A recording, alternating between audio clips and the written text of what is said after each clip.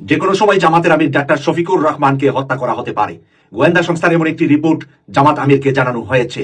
এই কথা শুনে অনেকেরই হয়তোবা আতঙ্কগ্রস্ত করছি আমি মনে করতে পারেন, কিন্তু এটা হলো রিয়েলিটি, বাস্তবতা। বাস্তবতায় এক নম্বরে এখন ভারতের চোখে জামাত আমির ডাক্তার শফিকুর রহমান, যিনি ক্ষমতার খুব কাছাকাছি, তাকে সরিয়ে না দিতে পারলে জামাত এবং ইসলামপন্থীদের বিজয় ঠেকাতে পারবে না ভারত। যে কোনো সময় ভারতের নির্দেশে জামাতের আমিরকে হত্যা করতে পারে।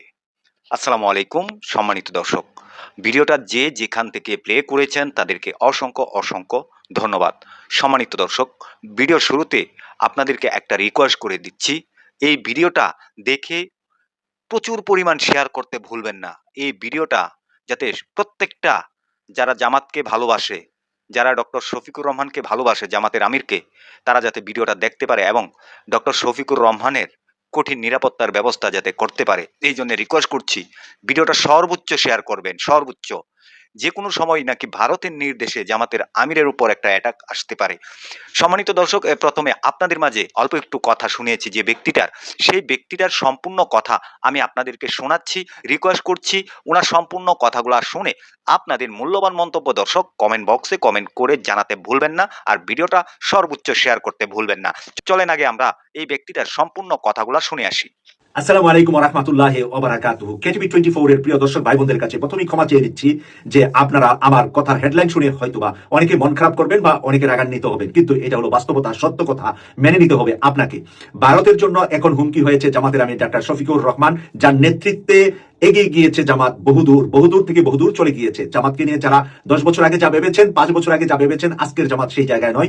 আকাশচুম্বী জামাতের বর্তমান পপুলারিটিতে নিয়ে যাওয়ার পিছনে এই ক্যারিসমেটিক লিডার নামের ক্ষেত জামাতের আমির ডাক্তার শফিকুর রহমান। সে যদি বাংলাদেশের প্রধানমন্ত্রী হয় আর আগামী নির্বাচনে জামাত বা ইসলামপন্থীদের যে বিপুল বিজয়ের সম্ভাবনা দেখা দিয়েছে, আর এই সম্ভাবনার মাঝে ডাক্তার শফিকুর রহমানকে প্রধানমন্ত্রী হিসাবে দেখেই সারা বাংলাদেশের মানুষ এদিকে এগিয়ে আসছে। জামাতের অন্যান্য আমিরদেরও অনেক অনেক গুণাবলী ছিলেন, যোগ্যতা সম্পন্ন ছিলেন, কিন্তু এই আমির জনতার কাছে যাওয়া, জনতার পাশে যাওয়া, হিন্দু মুসলিম বৌদ্ধ খ্রিস্টান সকলের মন জয় করা, তরুণ তরুণীদের মন জয় করা, এই প্ল্যানগুলা উনি নিজে বাস্তবায়ন করেছেন এবং নিজে তার দলের ভিতরে প্রতিষ্ঠা করেছেন। ছাত্র শিবিরকে দিয়ে তরুণ তরুণীদেরকে আকৃষ্ট করেছেন তাদের দলের উপরে, তাদের দলের অনেকগুলা সামাজিক কার্যকলাপের উপরে।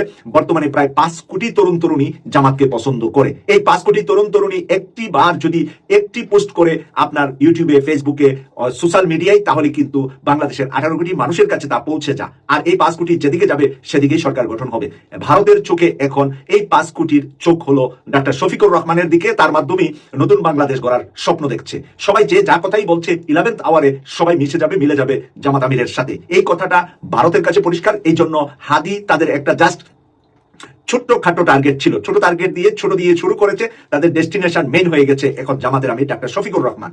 আমি গত বছর, 1 বছর আগে বলেছিলাম যে আগামী নির্বাচনকে সামনে রেখে তারেক রহমান এবং জামাত আমির ডাক্তার শফিকুর রহমানকে ভারতের র টার্গেট, যেটা নাকি আমরা বেনজির ভুট্টোর সাথে আমি তুলনা করেছিলাম, যে বেনজির ভুট্টোকে যেরকম নির্বাচনী ক্যাম্পিং এ মারা হয়েছে, অনুরূপভাবে জামাতের আমির ডাক্তার শফিকুর রহমান এবং তারেক রহমানকে তারা হত্যা করে দুইটা দলকে নেতৃত্ব শূন্য করার জন্য চেষ্টা করবে, আওয়ামী লীগকে প্রতিষ্ঠার জন্য। কিন্তু বর্তমান সময়ে ভারতের টার্গেট এখন ওয়ান ওয়ে হয়ে গেছে, সেটা হলো জামাতের আমির। তারেক রহমান থেকে তারা আপাতত বিরত আছে।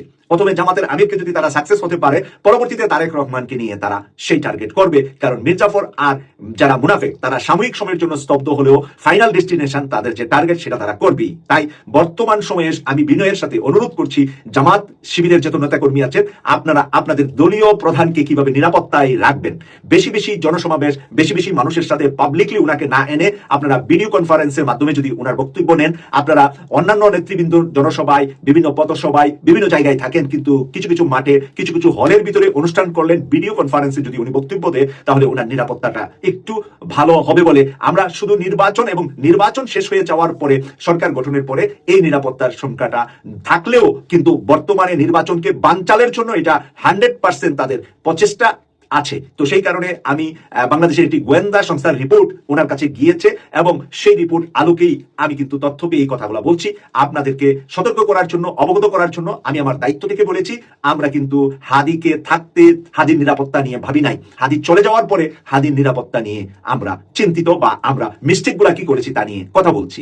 আর জীবিত হাদির চাইতে মৃত হাদি 100 গুণ বেশি পপুলারিটি অর্জন করেছে, মানুষের সম্মান অর্জন করেছে, ভালোবাসা অর্জন করেছে। জীবিত থাকতে কিন্তু আমরা এই হাদিকে এতটুকু ভালো অন্তত আমি বাসতাম না। মৃত হাদিকে আমি যেই পরিমাণ ভালোবাসছি, কারণ মৃত্যুর পরেই হাদির সব গুণাবলী, সব ভালো কিছু আমাদের সামনে আসছে। হাদি হয়তো বা বেঁচে থাকলে একজন সংসদ সদস্য হতেন, আর জামাতের আমির ডাক্তার শফিকুর রহমান হবেন বাংলাদেশের প্রধানমন্ত্রী। তাই প্রধানমন্ত্রীর বিষয়টা অনেক অনেক গুরুত্বপূর্ণ। আপনি যদি মাথা ফেলে দেন, আপনার বডি পরিচয় থাকবে না। তাই মাথা হলেন বর্তমান ডাক্তার শফিকুর রহমান। এই মাথাকে বাঁচিয়ে রাখার জন্য সার্বিক চেষ্টা করতে হবে জামাত এবং শিবিরকে। জামাত এবং শিবিরের শীর্ষস্থানীয় আরো কিছু নেতা হুমকিতে আছেন, কিন্তু তাদের মধ্যে ফার্স্ট টার্গেট এখন, কুইক টার্গেট, মানে নেক্সট টার্গেট এখন জামাতের আমির ডাক্তার শফিকুর রহমান। সবাই ভালো থাকবেন, সুস্থ থাকবেন, এই কামনা করছি। আমি সৈয়দ মাসুক, লন্ডন থেকে। আল্লাহ হাফেজ।